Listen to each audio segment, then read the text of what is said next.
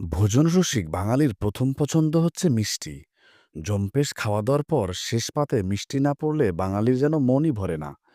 তবে আজকাল অনেকে এই খাবার এড়িয়ে চলেন নানা রোগের শঙ্কার কারণে। যেমন ডায়াবেটিস রোগীদের জন্য এটি যেন বিষ। তবে সব দোষ কিন্তু মিষ্টির নয়, মিষ্টির কিছু অনেক ভালো গুণও রয়েছে।